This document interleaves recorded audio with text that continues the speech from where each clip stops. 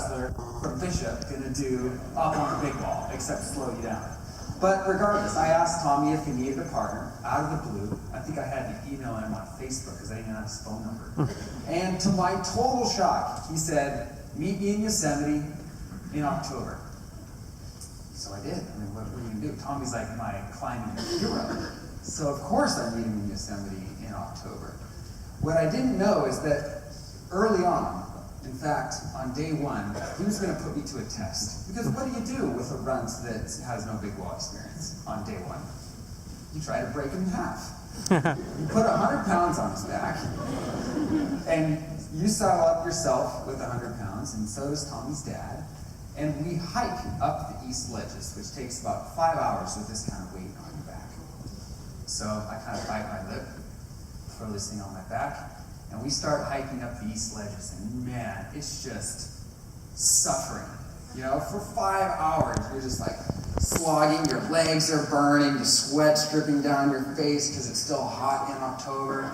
And to make it all worse, my nostrils are burning too, because Tommy's dad is crop dusting me. He's farting in my face on the trail as we hike up. It was just miserable for hours.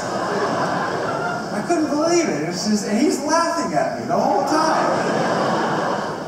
But my legs are too skinny to pass him on the trail. I'm just like trying to not die with this all back on my back, trying to impress Tommy on day one. Oh man. So 5 hours go by.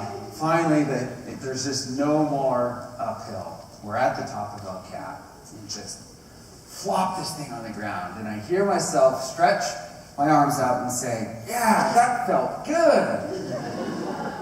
But in my head, I was like, what are you talking about? By every observable, measurable fact, you just suffered for 5 hours. How could you possibly say that that felt good? And it got my wheels turning. Like, what is it about climbers that we have this different wiring where we can go through 5 hours of suffering and still call it fun?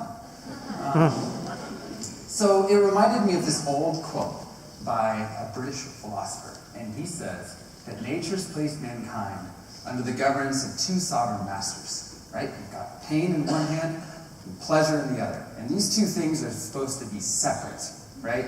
But climbers, as you know, we see it a little bit differently, right? And we call it the fun scale. It looks like this. These two worlds